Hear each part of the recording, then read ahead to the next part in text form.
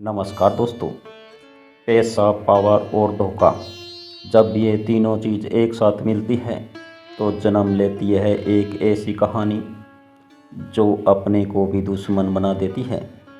काव्य, जो कभी इस आलीशान मेहरा अंपायर की सबसे भरोसेमंद और काबिल कर्मचारी थी, आज उसकी कंपनी के नए और घमंडी बॉस आकाश मेहरा के सामने एक मुजरिम की तरह खड़ी थी। लेकिन आकाश नहीं जानता था कि जिसे वह अपनी जीत समझ रहा है वह दरअसल उसकी बर्बादी की पहली सीढ़ी है। कहानी की शुरुआत होती है ठीक 6 महीने पहले। काव्या एक मध्यवर्गीय परिवार की लड़की थी जिसके लिए उसके सिद्धांत और उसकी नौकरी ही सब कुछ थी। मेहरा अंपायर के पुराने मालिक यानी आकाश के पिता काव्य की ईमानदारी के कायल थे। कंपनी को हर छोटा बड़ा फैसला काव्या की मर्जी के बिना नहीं होता था। काव्या ने दिन रात एक करके कंपनी को करोड़ों का मुनाफा जमा करा दिया था। लेकिन वक्त तब बदला जब पुराने मेहरा जी की तबीयत खराब हुई और बिजनेस की कमान उनके इकलौते बेटे आकाश मेहरा के हाथों में आ गई। आकाश विदेश से पढ़कर लौटा था, लेकिन जिस उसके पास डिग्री तो थी पर अनुभव और तमीज़ दोनों गायब थे। उसे लगता था कि पैसों से सब कुछ खरीदा जा सकता है। आकाश ने आते ही कंपनी में अपने मनमानी शुरू कर दी। वो पुराने और वफादार कर्मचारियों को निकालने लगा। जब काव्या ने इस बात का विरोध किया तो आकाश के अहंकार को ठोस पहुंची। एक दिन भरी मीटिंग में आकाश ने काव्या से कहा, तुम यहाँ एक मुलाजिम हो काव्या, मेहरा अंपायर की मालकिन बनने की कोशिश मत करो।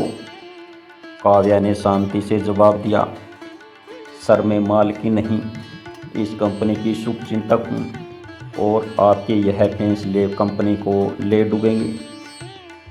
जब यह बात आकाश को चुभ गई, उसने ठान लिया कि वह काव्या को सिर्फ नौकरी से नहीं निकालेगा बल्कि उसे इस कदर बदनाम कर देगा कि उसे पूरे शहर में कहीं काम नहीं मिले।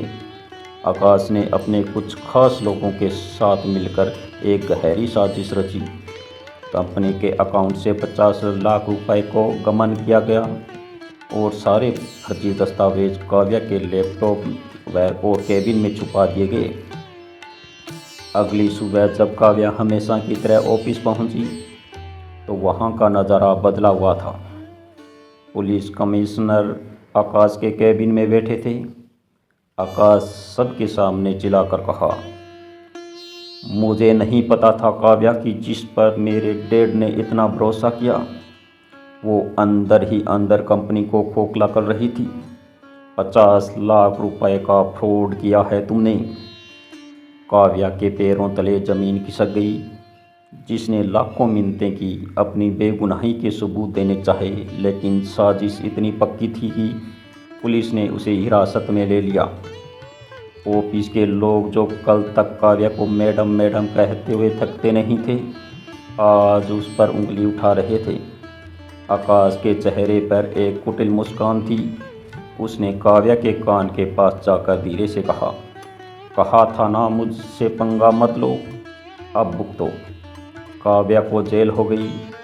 उसके कैरियर, उसकी इज्जत, सब कुछ आकाश ने एक झटके में मिट्टी में मिला दिया। लेकिन आकाश का एक बहुत बड़ी गलती कर बैठा था। उसने एक मासूम लड़की को तो फंसा दिया था, लेकिन उसने शेरनी की पूंछ पर भी पैर रख दिया था। 3 महीने बाद सबूतों के अभाव में काव्या जेल से बाहर आती है, लेकिन जब वह पुरानी सीधी काव्या नहीं थी।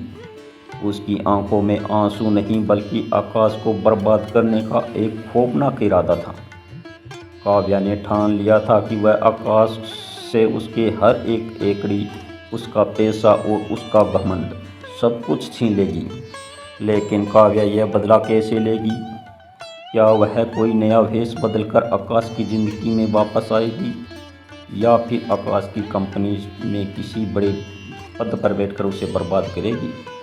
जानने के लिए देखिए इस कहानी का अगला पार्ट। अगर आपको यह पहला भाग पसंद आया है तो वीडियो को लाइक करें, चैनल को अभी सब्सक्राइब करें ताकि आप अगला पार्ट मिस न करें। कमेंट में ज़रूर बताएं कि काव्या को क्या करना चाहिए। धन्यवाद।